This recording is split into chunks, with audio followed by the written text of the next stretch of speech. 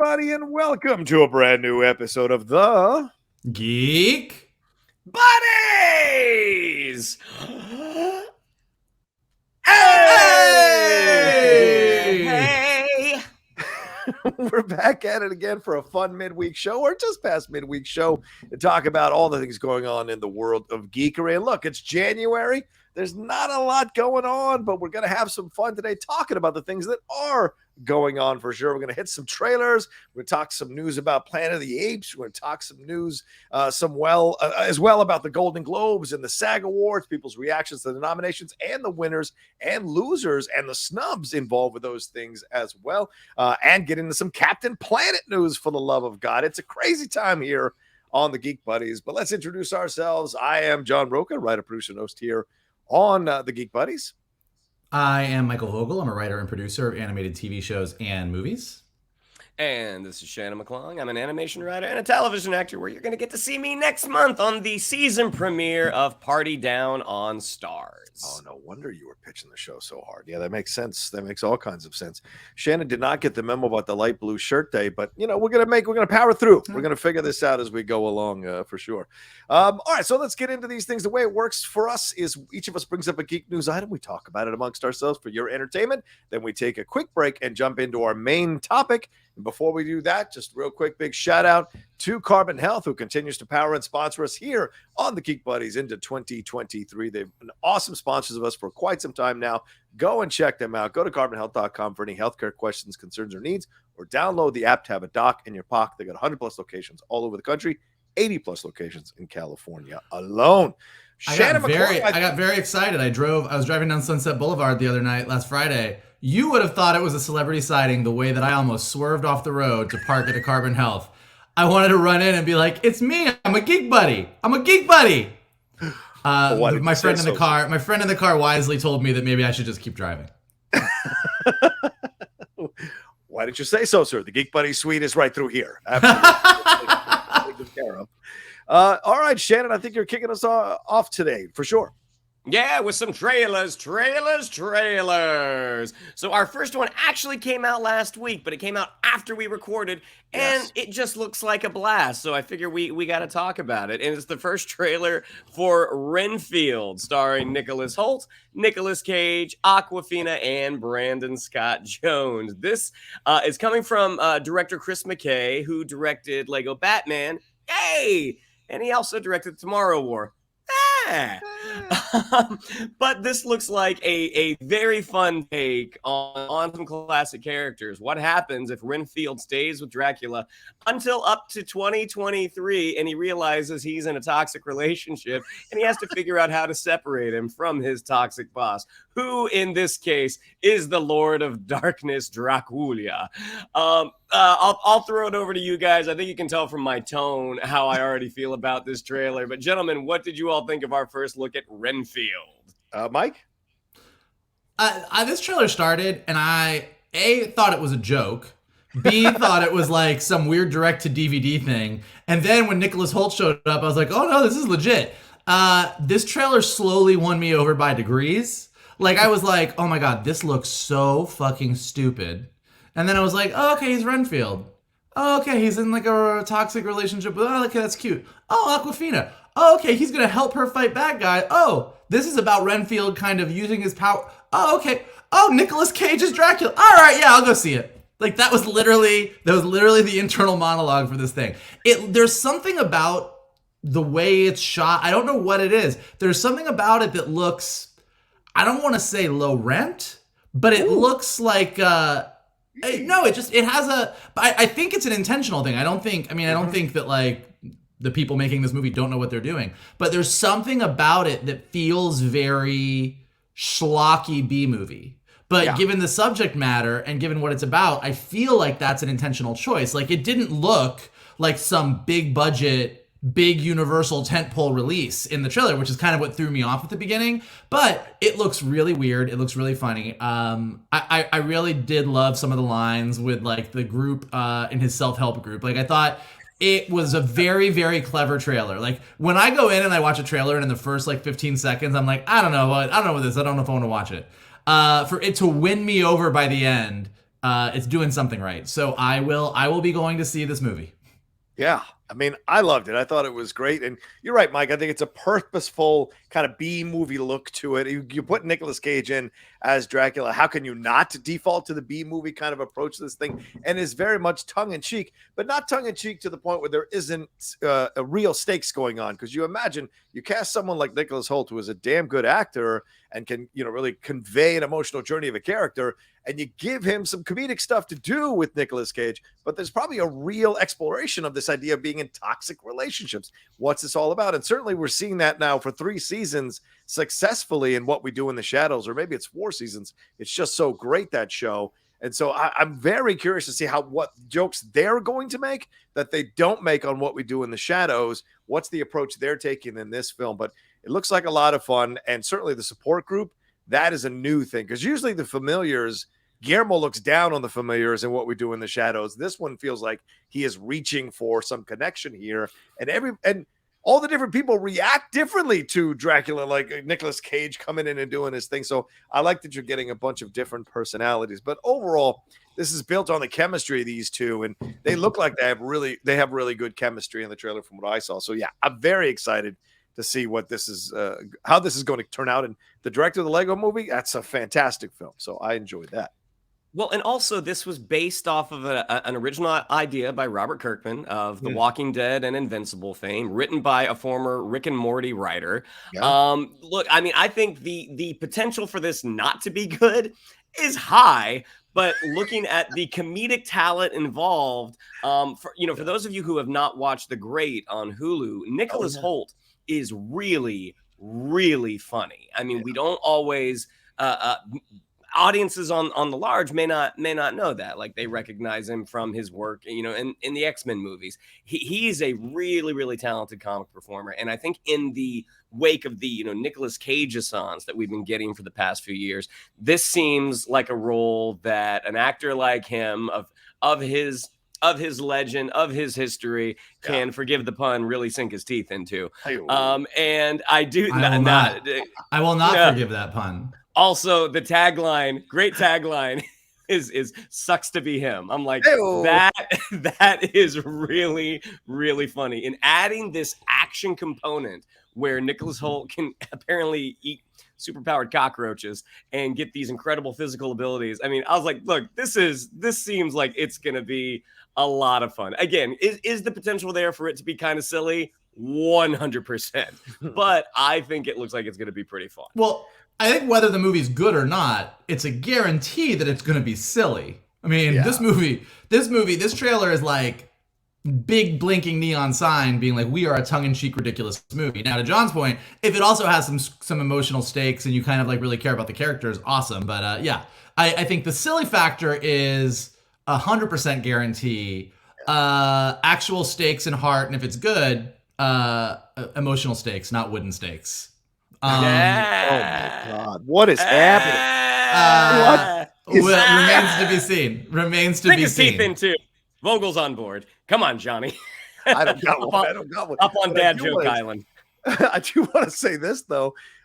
This is Nicholas Holt's second foray into monster movie type thing, with tongue firmly planted in cheek, but also an emotional story to tell. So to go for the triple or the trilogy, he's got to be in a Frankenstein movie at some point, right? He's done zombies, vampires, I guess werewolf and Frankenstein, just to hit the home run, hit all 4 bases. That would be what he'd have to do by the end of his career, but certainly possible. And Wolverine, I guess, comes close. He's been in a film with Wolverine, so I mean, that's a little, Beast is a little werewolf-like, right? Yes, sure. Okay, so maybe he's succeeded with the hat trick. Well, in any case, all of us are going to be able to find out whether this movie is silly fun or just silly on April 14th in just a few months. Hey. So our next trailer is something that the trailer was a little unexpected, but from this filmmaker, it seems like to be right on point. And it is for Beau is Afraid. This is a new film from Ari Aster, who also directed Hereditary and Midsommar,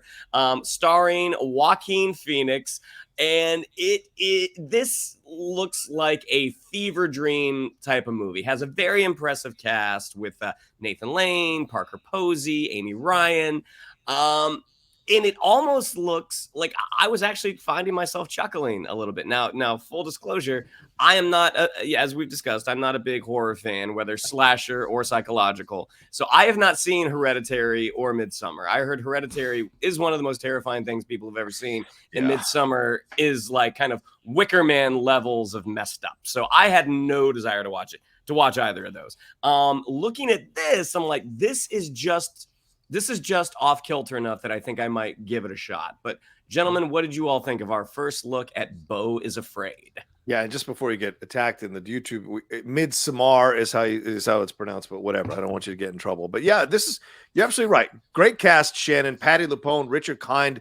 We didn't even see any of them in the trailer here. So a nice group of people involved in this one. But you're absolutely right. This feels like that vignette in Lebowski extended out to an entire movie. Like when he goes and has that weird dream and whatever, and the bowling pins and the whole opera aspect of it all. So this looks like a lot of, but the visuals here and of where they're taking you, we've seen this starting to come about more and more in our films. We're starting to see more of these kind of fever dream approaches as we explore the mind more in our main culture or mainstream culture, as we talk about mental health, talking about psychology, talking about psychiatry, all of that involved here as we go deeper and deeper into our own minds.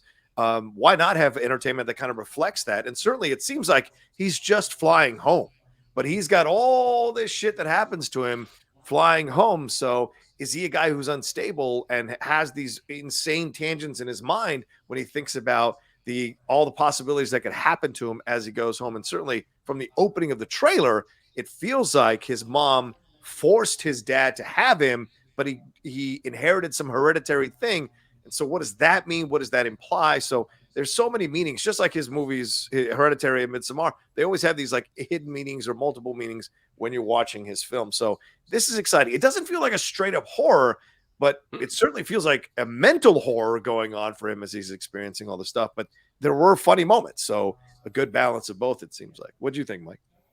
Yeah, I mean, tonally, I was expecting something different. It definitely feels more like a irreverent comedy than the other films. Hereditary and Midsommar are horrifying movies each in their own special ways. They're both great. Like, I mean, Hereditary is a fucking wild ride, and Midsommar even more so. It's like that movie is all levels of fucked up. Like, it just, you watch it and you are unsettled for 90% of that movie. The other thing that is really fun about both of those movies is his movies are the type of movies that after you get out of the movie, you can read 95 articles about every painting that was on the wall, what this meant when this moment happened, this book on this person's shelf meant this. Like, it is just a treasure trove of symbolism and, as John said, hidden meanings. So looking at this movie about somebody who is just dealing with the trauma of their life. I mean, I don't think that this character is the only character that when they go back home to visit their family brings up a lot of shit. And so this is just that turned up to 11.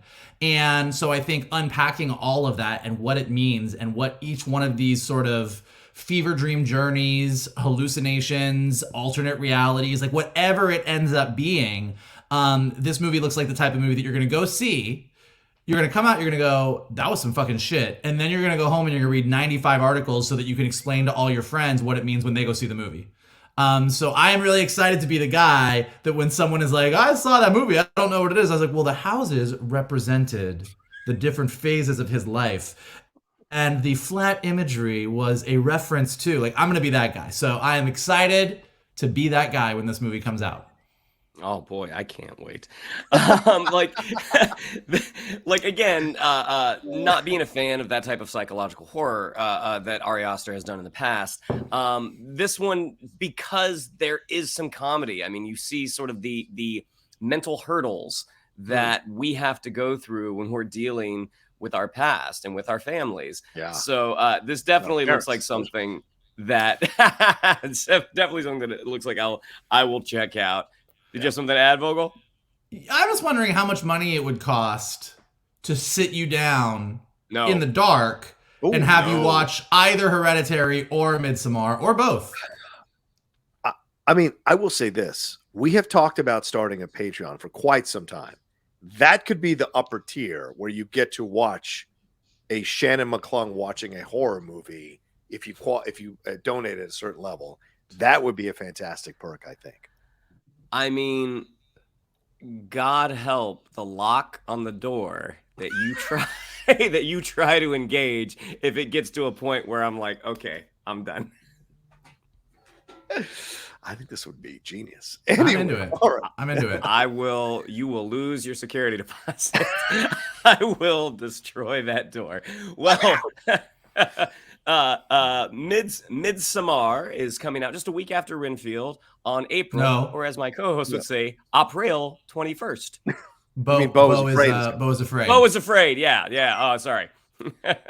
I get so married to my joke. I lost. Guys, we really threw Shannon for a loop here with this. He's scared now. He's scared. Broke me. Beau is Afraid is coming out April 21st, a week after Renfield. And that brings us to our final trailer, which you will not have to convince me to sit down. You won't have to lock anything. I will gladly watch this one. This is the second trailer for you people. This is from Jonah Hill and Kenya Barris, who is the creator of Blackish. This looks like just really, really funny. Incredibly stacked comedic cast with Jonah Hill, Lauren London, Eddie Murphy, Julia Louis-Dreyfus, Nia Long, David Duchovny. I mean, this just it is about the ensuing complications that occur when a young Jewish man wants to marry a young black girl, and how their families try to interact. This had me laughing from moment one. Like the first teaser, it is literally just Jonah Hill sitting down with Eddie Murphy and Nia Long, and just the awkwardness that is just pouring off the table. Very, very funny. Getting to see the rest of the supporting cast, Kenya Barris regular Dion Cole, who's an incredibly funny stand-up. Yeah. I think this looks fantastic, but I will throw it over to you, gentlemen. What did you think of the second look at you people? Mike, as our resident Jewish person, what did you think about this? Wow. Well, okay. I think it looks great. It looks really, I mean, what Kenya Barris does a great job, I think, of, we live in a society where, like, as anybody can tell you, spending 2 seconds on Twitter, like, we're pretty divided, and everybody gets upset about what you see. Oh, well, you're too conservative, you're too liberal, you're too this, you're too that. Like, everybody is like walking on eggshells about what you should say or what you shouldn't say, or let me say this, or I don't want to say this, or please let me say this. Like, there's just so much conversation about all of that all the time. And so having a movie that just sort of puts it all out there for us to laugh at, I think is really important. I think it's actually a really great thing. I mean, when Eddie Murphy is like, I got this hat from Louis Farrakhan, and Julia, are you familiar with his work? And Julia Louis-Dreyfus is like, I'm familiar with what he said about the Jews. And I was like, oh, this movie is, all right, we're in. Or when Julia Louis-Dreyfus says at the end of the trailer, when she's like, well, like all people, we came to this country with nothing. And Nia Long is like, this is a very uncomfortable conversation. Like, I was like, oh, this is going to be all the things. Like, I am in, and it just looks like a really great story. I mean, what's really good, and like what this movie seems to be, and why I'm excited to watch it is, it is all commentary. It is all like, let's just throw this stuff out there. But at the end of it, it looks like a sweet story. It looks like a very sweet story about two people that fall in love, and they're like, look, we love each other. Our families are fucking insane. And I think that's, again, something that a lot of people can relate to right now. So I'm excited. Also, it looks like Eddie Murphy back true to form. I'm glad that we are getting, I love the first Coming to America movie. Coming to America, the sequel, not really my jam. But it's nice to see Eddie Murphy kind of coming back and stepping into roles that I'm like, yeah, these are the roles I want to see you do, and looking really funny. Yeah. And certainly fantastic speech she gave the other night, the Cecil B. DeMille Award at the Golden Globes, which we'll talk about. Great ending with those three rules. But yeah, absolutely. I love this trailer. This is so my wheelhouse, right? You guys, some people, you guys know I talk about these things on numerous shows about these ideas of race relations and so, but I also can laugh at it if you do it well. And this feels like something that is done well.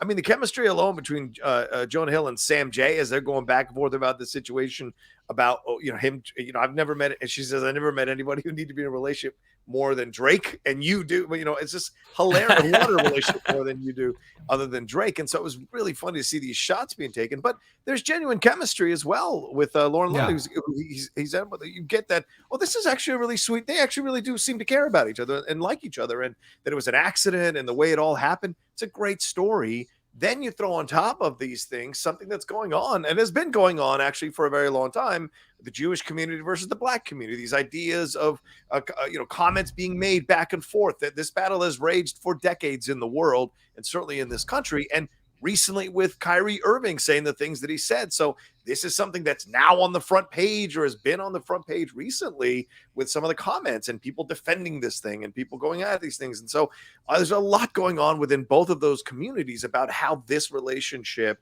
has morphed or evolved for decades in this country. So to have a film that comes out and it's a comedy, but it's still speaking about the things that were really said, speaking about not being afraid to shy away from it, I think is really gutsy, man. I mean, I just love that they're willing to walk into the fray, find the things to make fun of, because there's always hypocrisies or incongruent thought patterns in these kinds of things, to pull them out and use them to have some comedy, but also to educate and maybe tell people, like, relax a little bit about this stuff, I think is actually a really good thing. And I also think, and I texted these guys this when I watched the trailer yesterday, like, Duchovny is going to steal every damn scene he's in. So the fact that I don't have to do much of the work. There's comedic geniuses all around me. I just got to slide in, underplay every line I say, and slide on out. It's such a great situation for Duchovny. So I'm looking forward to this very, very much.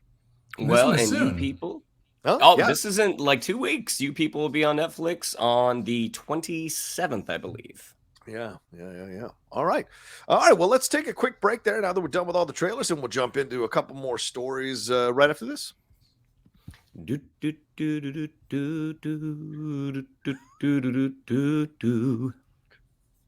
Let's all go to the movies. Oh, that's right. Unless it's a horror film. Good job, Shannon. All right, Michael Vogel, take us away, my man. Well, here's something I didn't know. Glen Powell, who most of us saw in Top Gun Maverick, because the entire damn world saw Top Gun Maverick, before he played second fiddle to Tom Cruise flying planes all over this year, he had co-written a film about Captain Planet. With Warner Brothers. It's a project that he had set up at Leonardo DiCaprio's Appian Way Productions. He's been working on it for a while. Now, if you don't know Captain Planet, I don't know what you've been doing your entire life. But Captain Planet, he's our hero. He's going to take pollution down to zero. It was about 5 people who had some magic rings: Earth, Fire, Wind, Water, and inexplicably Heart. They all made Captain Planet. He showed up every week. He saved the environment. Whoopi Goldberg was there. It was a blast. Everybody loved it. But this version that Powell and his writing partner Jono Matt wrote was apparently a dark, irreverent, subversive take set years after the series Captain Planet, where Captain Planet was now a washed-up has-been who needed the kids more than they needed him. So that is, all by itself, I'm like, I'm into this. Now, like most things, we hear about this all the time. Like, we cover this. We talk about it all the time with some DC movies, even with some Marvel projects. Like, you hear about these projects that are in development. We all get excited, and then years and years and years go by. You don't hear anything about it. So now that Glen Powell is kind of out and about, he was asked about it on Entertainment Tonight. And he confirmed that Captain Planet is still alive. They're waiting on Warner to see what's going on. Again, if you're not aware, Warner Brothers is in turmoil right now as they're figuring out what they're working on and what they're not working on. So he said, look, I think the conversations are happening shortly. I know DiCaprio's super passionate. I'm super passionate. I think it could be great. I want this to work. I'd love to play that superhero. So I do think, like Glen Powell, his star is definitely on the rise. So I do think that given where he's at in sort of the Hollywood hierarchy, the chances of him playing a washed-up Captain Planet are probably better now than they were before. It definitely sounds like an interesting take. We definitely live in the era of reboots and reimagining. So Gentlemen, of all the things from the 80s that you would like to see, is Captain Planet on that list? Is this version of Captain Planet something you're interested in? And is Glen Powell as Captain Planet something you would like to see? The most I've seen of Captain Planet are the opening credits to his show, the animated show, which I promptly turned the channel because I had kind of outgrown it at that point, and the Don Cheadle sketch where Don Cheadle eviscerates everything in his path. So, I don't know. I mean, the premise sounds funny, that it's sort of a washed up superhero who needs the people that used to empower him. It's a funny premise. Anything superhero based is going to require a little bit of a budget. And Glen Powell, while his star is on the rise as a leading man, I don't think he's quite been tested yet, and is an expensive superhero comedy, which outside of Marvel, historically have not done well. Is this going to work? I'm not sure. Like, I liked Glen Powell in Top Gun, but I didn't get the sense that he is this deep well of comedic talent. Now, I could be wrong. Maybe he's hilarious. But just based off of what I have seen him in between Devotion and Top Gun, that is not the sense that I get. Would I love to see it? Absolutely. I mean, the dude has the build of a superhero. I mean, his name has been popped up with, rumors for Johnny Storm and Fantastic Four. So the dude looks like a superhero. Could this work? Maybe, but also I just, Captain Planet is one of those properties that it did not, once it was gone, it was kind of gone. So I don't know if the nostalgic audience is enough to justify what the movie could potentially cost. Michael, you and Shannon are very close in age. Does his excuse ring true to you? Growing out of Captain Planet too old? No, I actually cared about the planet and the environment, so I did watch the show. I guess Shannon crumpled up a bunch of aluminum cans, threw them in the garbage, and changed the channel when he saw someone saving the planet. I lit styrofoam on fire. I mean, I will say, I in Shannon's defense, I don't think I ever stopped watching cartoons at any point in my life. So when Shannon veered into, I'm going to try and be a cool kid and watch only cool things, I never had that phase. So I was there the whole time. I will say, Captain Planet was never my favorite show. Just structurally, it always drove me crazy because you had 5 characters who were kind of interesting and had their flaws and their challenges, and they each had a really cool ability. And then when things got bad, they all just called Captain Planet, and he showed up in the very end of the show, and he did a bunch of really cool stuff, and then he disappeared again. And so I was like, you never really got a chance to know Captain Planet as a character. The kids are more interesting, but then the kids never got to save the day because Captain Planet showed up, and he was kind of annoying. So the structure of the show was always inexplicable to me. But as I was just saying in a meeting for work yesterday, even the shows in the 80s and 90s that I thought were kind of dumb, I clearly still watched because I remember everything about all of them. Yeah, fair point. Yes, this screams disaster to me on so many levels. To be honest with you, I mean, it's not that I think I rate Glen Powell a little more highly than Shannon does, but I don't. But I also know I haven't seen him really kind of command the screen. Yeah, he's cool in Top Gun Maverick, but you've also got Miles Teller and Tom Cruise really taking the ball there. And in Devotion, Jonathan Majors is outshining him throughout that whole movie. And so I haven't seen him quite step up to the plate. So, but something like this, if you cast the right 5 other characters around him and he's the sad sack and he's kind of playing second fiddle to them, then I think it might have a shot at working. But this feels like a massive disaster. And it feels weird that DiCaprio would be involved, even though he is very environmentally conscious for sure, has causes, goes and raises money for it.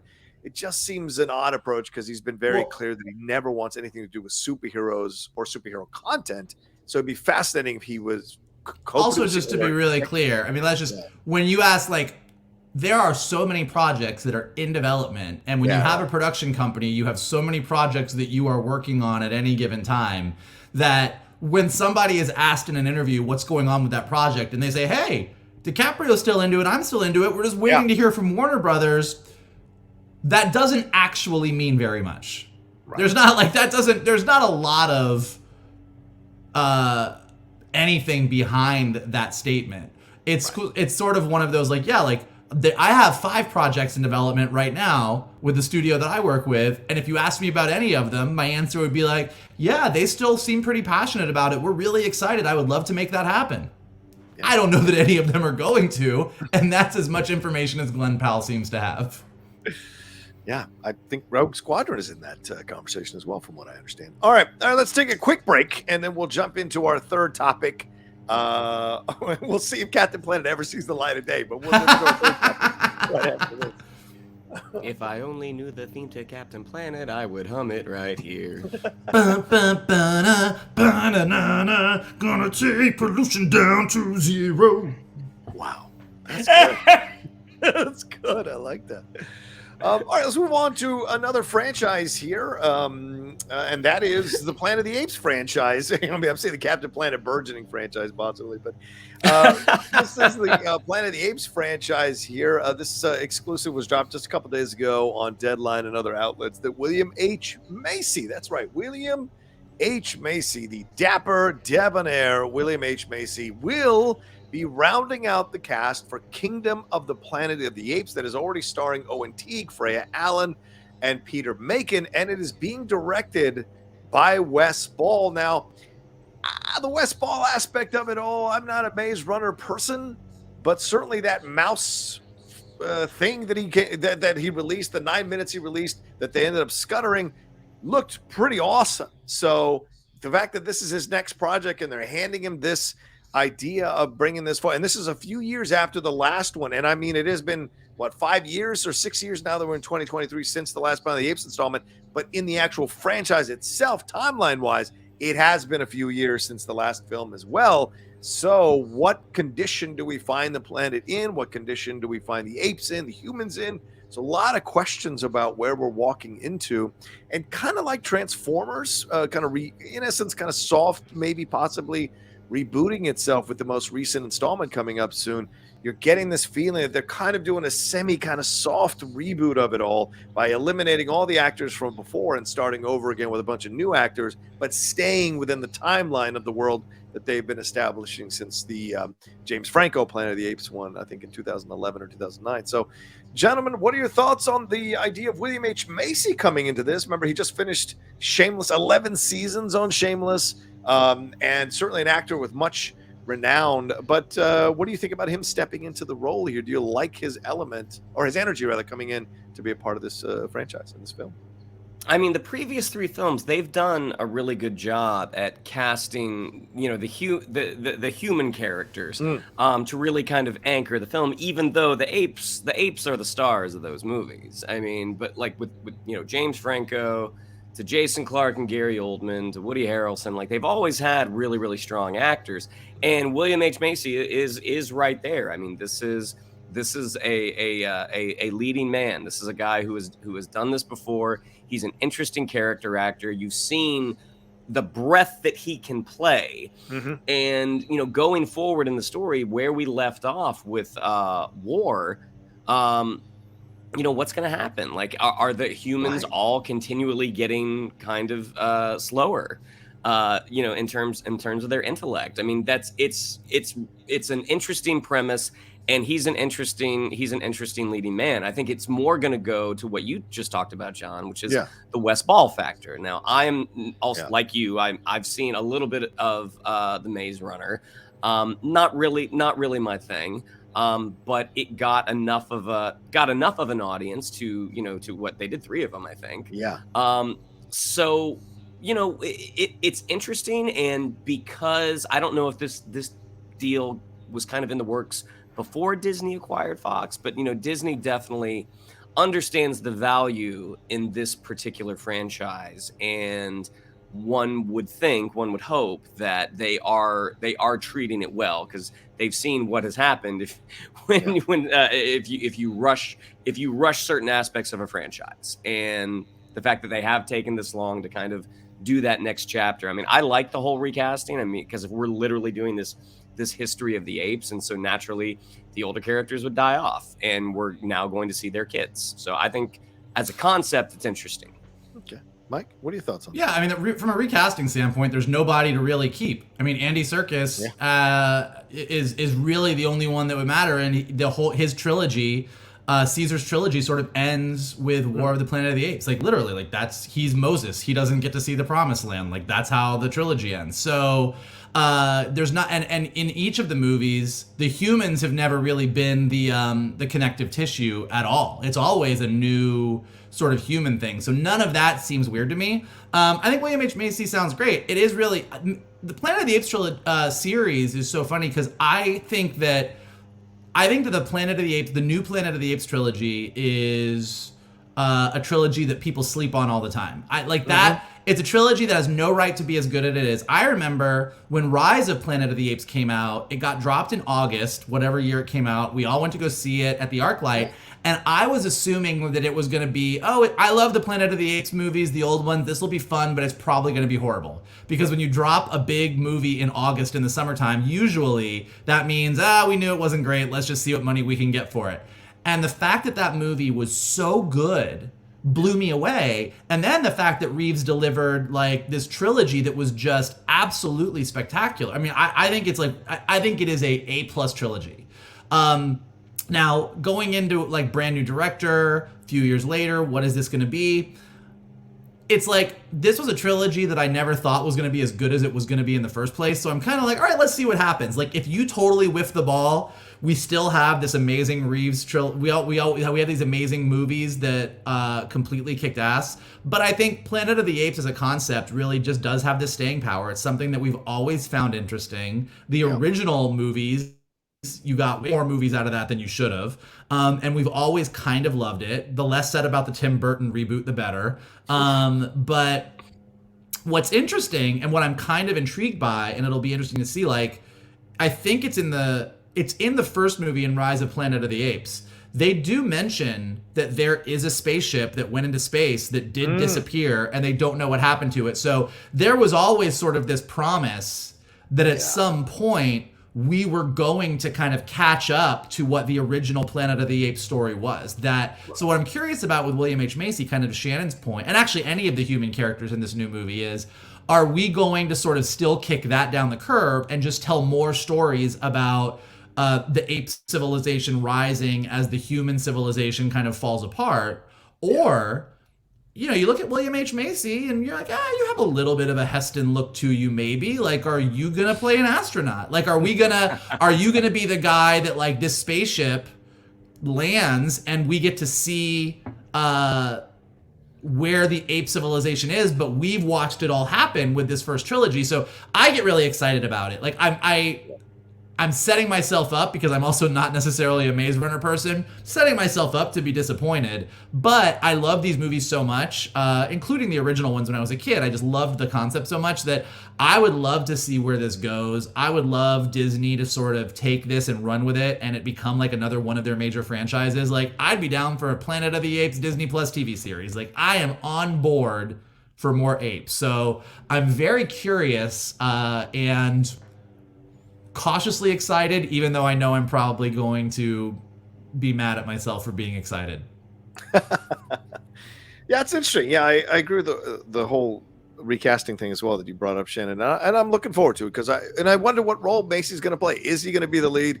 Because Owen Teague is certainly a young actor on the come up here from The Stand, from It, and a number of other projects. So maybe, you know, and you bring a director in who has directed young adult stuff, which is in essence what Maze Runner is. So it's kind of, you know, you're essentially, as I said, soft rebooting it with a younger cast so you can have them on for the next few films.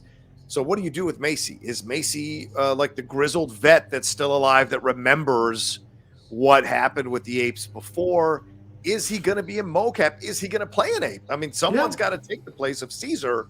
And so who is going to come forward as the person to be the mocap person for this kind of thing? So it opens up a lot of doors when you cast a versatile and talented, extremely talented actor like William H. Macy. Any number of directions you can go on with him. So it's a nice gravitas to add to the cast, because all the people in the other cast we've seen in a number of projects, but Macy brings a kind of weight to it that I think will be good to anchor this whole thing. So yeah, I'm excited. might go watch that trilogy this weekend. Now I'm back on board. It's been a minute since I watched it. I got to go back in. Yeah, it's a crime that War didn't do better, because War is a damn good film, man. It's so frustrating that War didn't do better. All right, well, there you go. Let's take a break, and we're going to jump into our main topic, which is talking about the Golden Globes, and winners and losers, the snubs, and the SAG Award nominations as well right after this. Do, do, do, do, do, do. Do, do, do, do, do, do, do, do. That's good. That's good stuff, man. That's good stuff. Thank All you. right, Thank you, John. Thank you for your support. I try to be supportive. Yeah. Let's get into the winners. Let's get into Golden Globes. This happened over the weekend. Of course, there was a lot of controversy with what happened with the Hollywood Foreign Press over the last couple of years. This was their first time back. Jared Carmichael was the host, not a well-known comic, certainly known within the bubble of Hollywood, but not in the mainstream, but a black comic, and certainly spoke to that of why he was booked on the show and what have you. But it made some jokes. Some people liked them, some people didn't. Certainly a little bit of controversy. The ratings have come out, sadly, 26% below what it was the last time it was on television. And so a number of people are wondering what the future is going to be for the Golden Globes. But that being said, I feel like it was a wonderful night where a lot of people got recognized for their work, and rightfully so, in a number of great projects like Michelle Yeoh, like Ke-Huy Quan. I have so much trouble. Ke-Huy Quan. Ke-Huy Quan. Sorry about that. Ke-Huy Quan. All right, I'm just going to embarrass myself more. So Mr. Quan. Midsommar. Midsommar. Yeah, right. One for there as well. Eddie Murphy, as I mentioned, was honored with the Cecil B. DeMille Award. Abbott Elementary won. Quinta Brunson won. There were a number of people across the spectrum here. Steven Spielberg won for Best Director, which was really interesting. And Colin Farrell won. And Tom Cruise did not win, and there are probably a number of reasons for that. So there were a number of things to celebrate here and enjoy. There was some nice humor. It seemed like it was nice to have people back. Ryan Murphy delivered a wonderful speech of allyship there and accepting his award. Whatever my feelings are about the Dahmer series, at least it was a wonderful speech from Ryan. So a lot of people coming in and taking center stage and speaking about the positivity of film and television, and people being excited to be back in a public way in this situation. So, guys, your thoughts on the Golden Globes, your thoughts on the winners, your thoughts on the wonderful speeches that were delivered. What's your feelings overall about the Golden Globes now as we've had a few days away from them? I mean, the acceptance speech of Ke-Huy Quan is, I think that's probably the one that everyone will be talking about for a while. This is his return to the big screen is just something nobody could have predicted. Yeah. And listening to interviews with him where he recently had said, like, yeah, I was looking for representation. Like, he wasn't able to find an agent.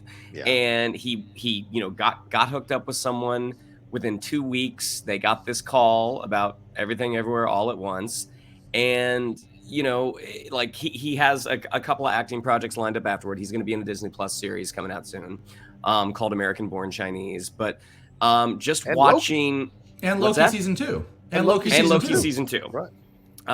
But watching him, just the earnestness in his voice, that this is just 30 years after the fact, he's come back, and he's come back with a vengeance. And thanking Steven Spielberg, like, even though I would be on the same page with you, John, I would not have given Spielberg Best Director for The Fabelmans. Yeah. Watching him be in the room and Ke-Huy Quan getting to say thank you, and then the way he thanked his wife at the end. I mean, it was just a beautiful speech. But also with Angela Bassett winning, Marvel has its first acting award. Like, that's a huge thing. And seeing that she, that was awesome. And Michelle Yeoh winning for Best Support or Best Actress.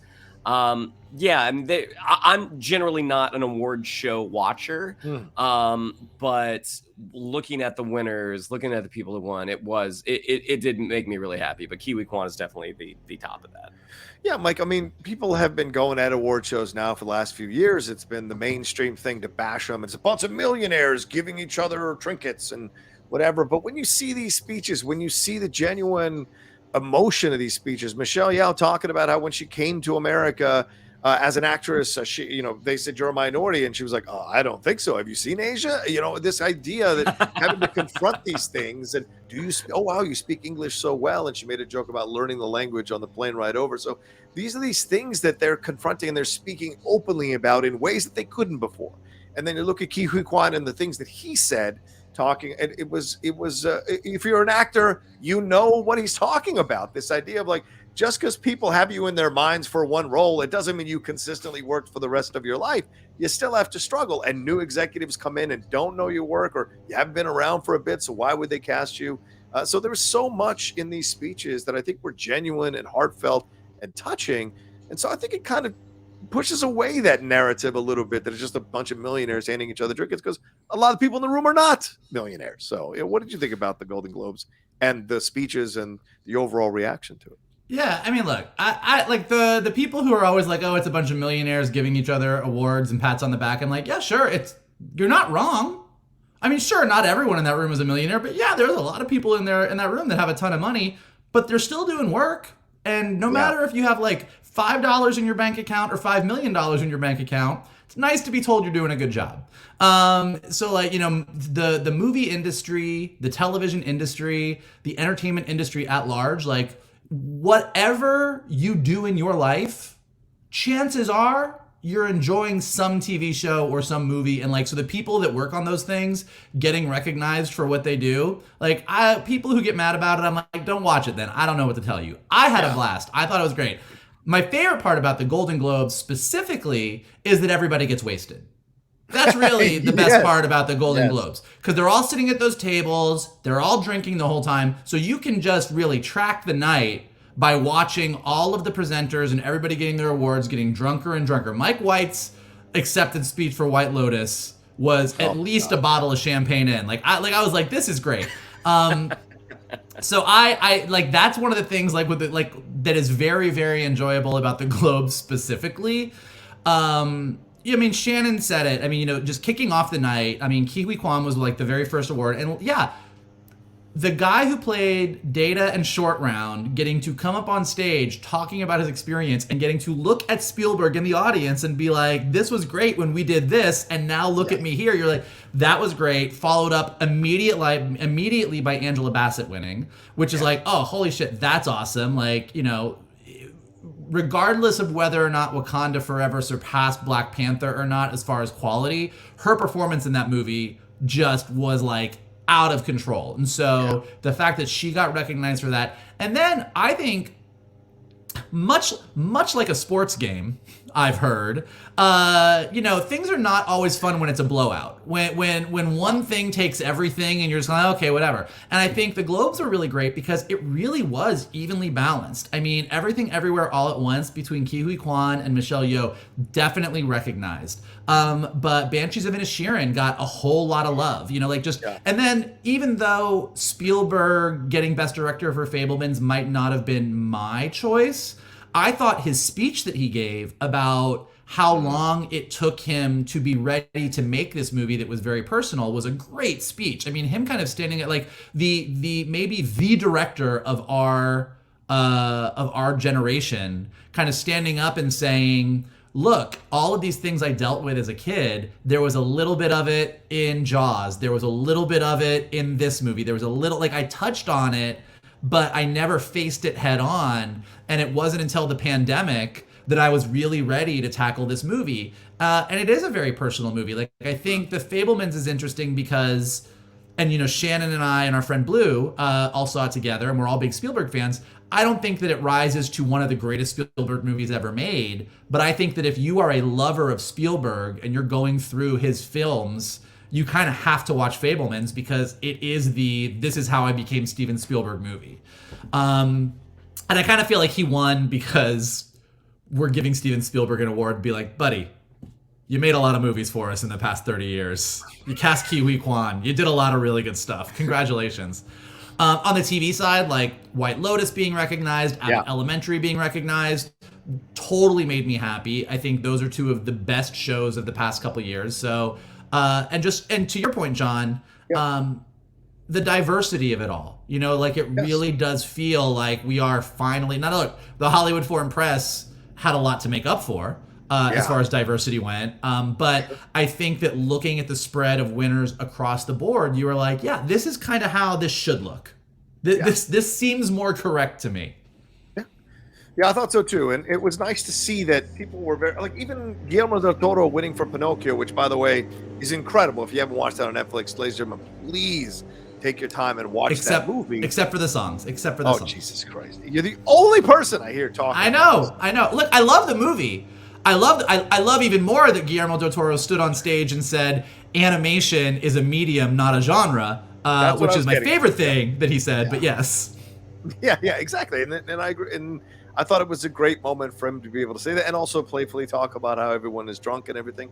So, yeah, it was a much more relaxed thing. I know people like the Gervais coming in and taking the piss out of everybody, but you're right. At the end of the day, man, people who don't know this business, who have never been in this business, they don't know how hard people work. And, yes, there are people who take advantage of those situations. There are people who are jerks. Guess what? They're in every fucking job. The guy who's the foreman on the job, he's kind of a dick sometimes. Yes, he abuses his power. Or the boss you might have working at the AM PM is kind of a jerk. Guess what? That's across the board. No matter what your job is, you're going to find things. I'm just saying. You reach for something, and your first one was the AM PM. You're like, what am I gonna pull? Like, what's the? Is it the Waffle House? Should I do Waffle House? Should I do the show?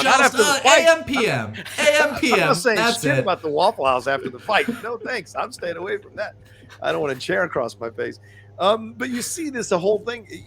People complain about this stuff, and they want to create these narratives about people in the industry, and most people are just struggling and fighting and trying to book the next job so they can pay their mortgage or pay their rent or provide for their kids. That's what a majority of the people are. Yeah, what you see is the actors and the glitz and all that, but there are other people in the room who made that all happen. And I thought Austin Butler's speech was really sweet as well.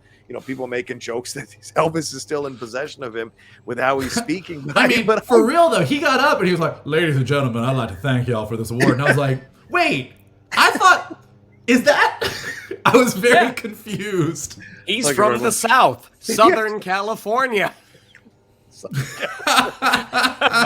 Thank you very much. But yeah, there was a genuine joy because Austin talking about how Denzel stumped for him. Here's a black actor stumping for a young white actor to give him an opportunity to get into a film like this and shock the world and deliver a phenomenal performance that was now recognized by the Golden Globes and possibly will be nominated for an Oscar as well. So there's a lot here to really enjoy and savor. And I thought it was nice to be like, and I already see the articles. I've seen the articles from the right wing.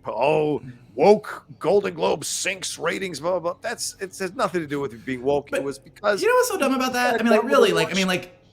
Because I do think take all of race out of it for a minute. Sure. Whether or not you think that it's great that it was diverse or you think it was too woke that it was diverse, when you actually look at the performances, I've said this several times. I think Everything Everywhere All at Once is my favorite movie of the year. Those two winning best, Angela Bassett and Wakanda Forever was fucking awesome. Abbott Elementary is easily one of the few network comedies that's actually successful right now. So when you start to go, but what I'm saying is forget whether it's diverse or not. Right. Abbott Elementary is just fucking funny. So when you start to look at who's winning the awards, you don't go, oh wow, they just did that because they were trying to score some points with the left. You're like, no, that's literally the best people. The best people are winning regardless of skin color, nationality, anything like that. So what was great about it is put a fact aside that I feel that it was very diverse and it was great. What was great about it is I actually felt like the right people won. Sometimes you watch the award shows and like I said, when it's a sweep and if you didn't like that movie, what was the year? Crash. Yeah. When Crash won Best Picture. But when a movie sort of sweeps and everyone's winning and you're like, why these aren't the best performances of the year. This isn't it. The Golden Globes actually, and what I really enjoyed about watching it this year is you kind of went through, and although I maybe didn't agree with every single winner, for the most part, you're like, yeah, those people, that was one of the best performances. That was one of the best shows. Like, yeah, people were loving that. So I felt really good just from a talent and creative standpoint about who was winning those awards. Yeah, ditto. Well, let's move on to the SAG Awards here. These nominations were released, and the big news around the SAG Awards is at the last minute, they announced that they were going to be on Netflix. They're going to be on the Netflix YouTube channel this year, but in 2024, they will be on Netflix itself. So a fascinating turn of events here for the SAG Awards. And I will say this because I occasionally like to toot my own horn. 3 years ago on Collider Movie Talk, I said, don't be surprised when these award shows start showing up on YouTube because the ratings are going down. So here's the first one to show up on YouTube, Netflix. The SAG Awards.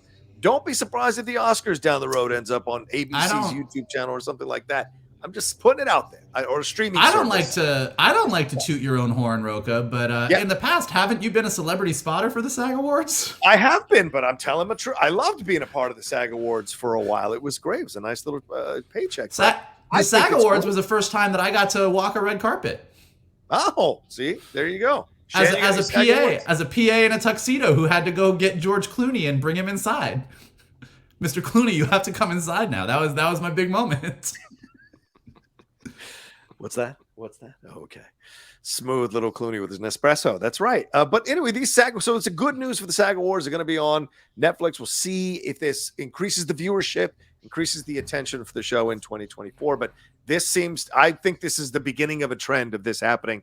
As we just saw the ratings for the Golden Globes, 26% lower than what it was before. People just don't seem to have the taste for these anymore, but they still deserve to have some kind of spotlight on them. So why not put them on a streaming service and let them have their highlights? So for the 29th annual SAG Awards here, a lot of these performances were recognized, but I got to throw in some surprises. Adam Sandler being nominated for The Hustle on Netflix. Interesting. But Michelle Williams not nominated for The Fabelmans.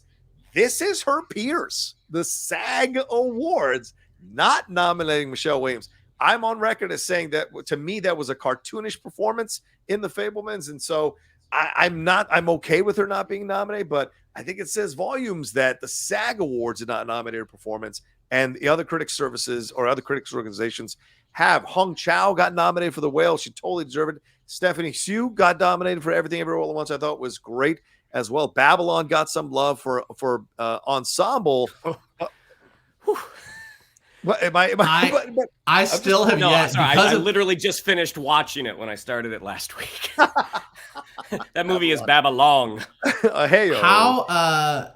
Go ahead. I haven't watched Babylon yet for this very reason. Is all of you people are like, oh God. Not me. I loved it. Up until the end, I thought it was a blast. Up until the end, when they made a certain decision with these two main characters, I was like, this makes no fucking sense. Why are you doing this? But everything up until that moment, I thought was a great fucking insane ride. That was a 3-hour movie. They could have had an hour cut out. Easy. Easy. Mikey, I think you might like it. Honestly, I think you might. All right. We'll see. Because there have been those defenders. There are people who are defending it on the critic side of things who think it's actually a damn good film, but we'll see. But anyway, A Glass Onion got snubbed. Elvis, the cast got snubbed. The Woman King cast got snubbed. And the Black Panther Wakanda Forever cast got snubbed. Michelle Williams wasn't nominated. Only Paul Dano is, but yet the entire ensemble got nominated. So very confusing, some of these nominations. House of the Dragon wasn't nominated for the SAG Awards. No surprise that Yellowstone wasn't nominated. I mean, you're not going to be surprised. It's very leftist SAG Awards. You're not going to nominate. Well, except it wasn't Yellowstone last year was nominated. Were they nominated for last year for ensemble? I thought so. I might be wrong. Okay. But the franchise wasn't completely shut out because Sam Elliott was nominated for 1883. For 1883, though, which they, kind of a different thing. You're right there. Dominic West and Imelda Staunton were not nominated for The Crown. Rhea Seehorn was not nominated for Better Call Saul, and she has been on a crest of a wave of people really appreciating her work in Better Call Saul. So that was a bit of a surprise. Tyler James Williams, who just won the Golden Globe, didn't get nominated. Cheryl Lee Ralph wasn't nominated either. Jonathan Banks did get nominated for Better Call Saul, so a lot of people were happy about that. And Anthony Carrigan for Barry. I thought Henry Winkler delivered the performance of this season as the supporting actor, but I was surprised to see Anthony Carrigan get the rub. And Steve Carell got nominated for The Patient, which has not gotten a lot of buzz and a lot of eyes on it, but was a damn good show with him and Domhnall Gleeson. So, guys, what are your thoughts on the SAG Awards going to Netflix and then some of these surprises and snubs? I mean, I really think that, let me find it here. I think the category to watch, for me at least, is going to be the outstanding performance by a female actor in a comedy series. Because the nominees do resemble slightly the Golden Globes, but there are some, like Selena Gomez did not get nominated for the SAG Award, which I think was right. I don't think she's great in that show. Yeah. And Christina Applegate for Dead to Me did get nominated. And this last season of Dead to Me, she's outstanding. And also Rachel Brosnahan popped up for The Marvelous Mrs. Maisel. And, you know, we have the repeats of Quinta Brunson, Jenna Ortega, and Jean Smart. I mean, that is a powerhouse group of performers. And while I do love Quinta Brunson, I mean, I have a hard time not giving it to Jenna Ortega. Just Wednesday. Because of how much I loved Wednesday. Yeah. All right. I mean, I think that is one of the categories that I think, like, you look at all of them and a lot of them, and I think this is what's nice about the SAG Awards is you do see a lot of people nominated that aren't necessarily in like the big things that have all the buzz, that like maybe an understated performance because it is sort of being judged by your peers, and they are looking at things in a slightly different way. So I do think like seeing, it's two different things. Like one, I'm glad that the SAG Awards are on Netflix now. I'm glad they found a home. We have a lot of friends who work on the SAG Awards, and I know they were very stressed about it. So I'm very happy for them that that all worked out in the 11th hour. And the SAG Awards over the past few years has become one of those things. If you do like award shows and you love like looking at who wins the awards, like leading up to the Oscars, Critics' Choice, Golden Globes has always been an indicator, and SAG Awards. And you kind of look, and like when somebody sort of kind of goes through and wins all of them, you're like, all right, that's pretty much a lock. Or you can sort of see, oh, well, it's going to come down to this versus this. It's going to be interesting. So I think that's good. And so it's a nice indicator of what's to come, but you do get some sort of outside of left field things. As far as what Shannon was saying in that female actor, like I think I gotta go Quinta Brunson. Rachel Brosnahan in Marvelous Miss Maisel really just does the Lord's work every season on that show. I mean, she is such a powerhouse. Jenna Ortega is absolutely fantastic, but like you kind of go through like that is just one of those categories where you're like everyone is good. Wherever this goes, I'm gonna be happy. I think I probably like lean towards Quinta Brunson just because I think what she does on Abbott Elementary is kind of you can almost overlook how good it is that she's doing what she's doing. It's a little understated. But yeah, throughout all of this, it's going to be really interesting to see. Some of the snubs are interesting. The Michelle Williams thing is interesting. I don't know that I would go so far as to say I found her performance cartoony the way you do, but I definitely had moments where I was like, I would say that her performance took me out of it. I was like in the moment watching it, and then I was like, okay, that was a choice.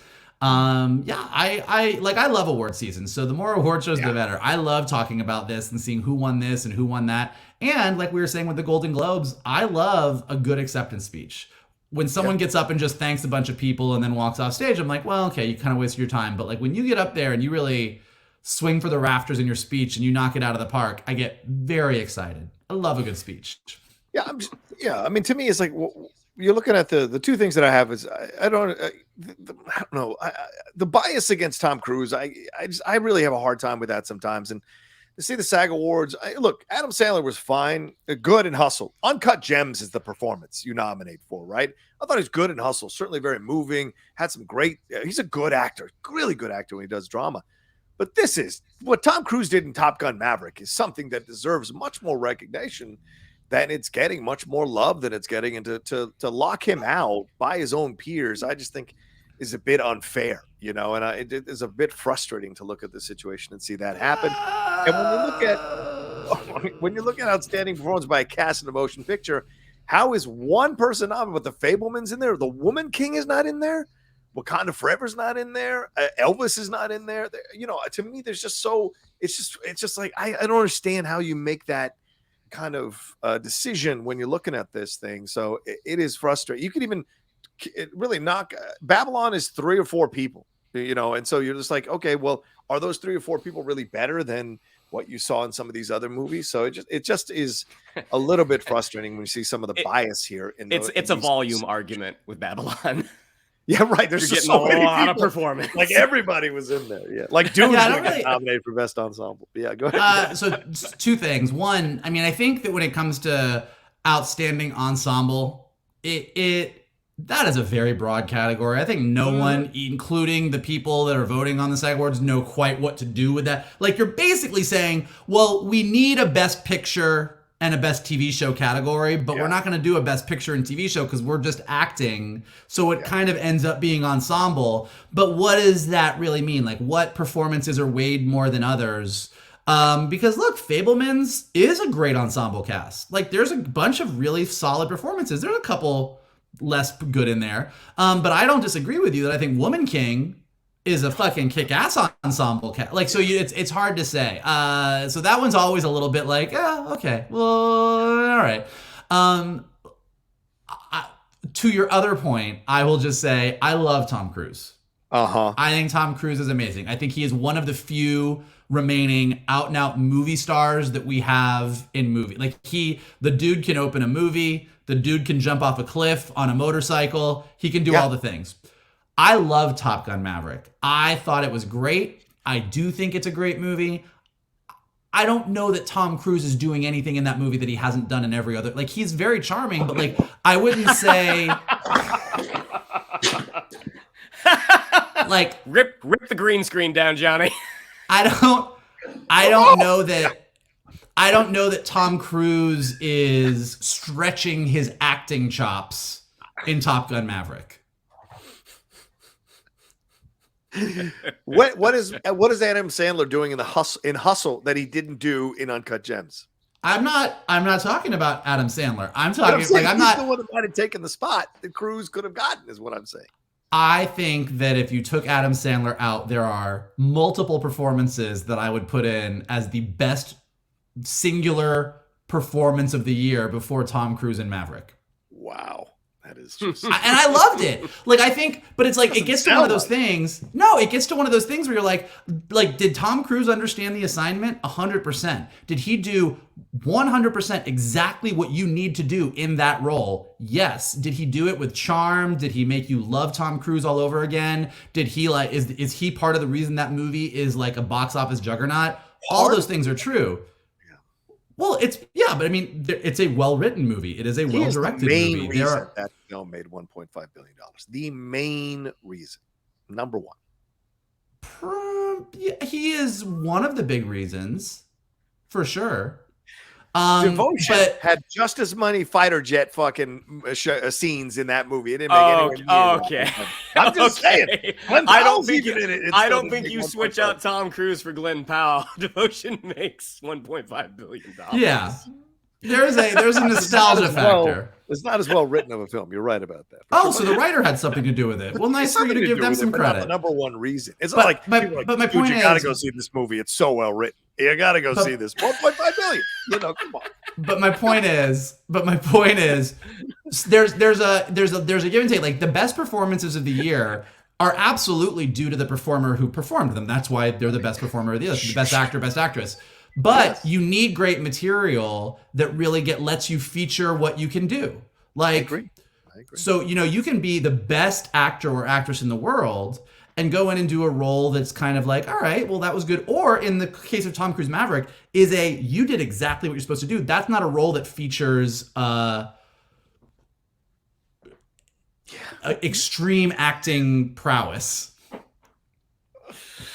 All right, we're just gonna have to disagree on this, because that scene with him and Iceman has incredible acting prowess. That scene when he's looking through the window at Rooster playing what Goose had played on that piano. There's a real journey going on. When he comes off that roof and the daughter of Penny Benjamin is looking at him, and he is just like essentially looking at all the mistakes he's made in his life in that one moment and being caught in them, and her saying, just don't hurt her anymore. Like, there's legitimately awesome work being done by Tom Cruise all across that film. So for you to say it's like, oh, he just understood the assignment, I think is really downplaying how much emotion and levels and weight And I think Tom just Cruise is an amazing actor. I think, just to be sort of clear here, I think Tom Cruise is an amazing actor. Like, I think he's great.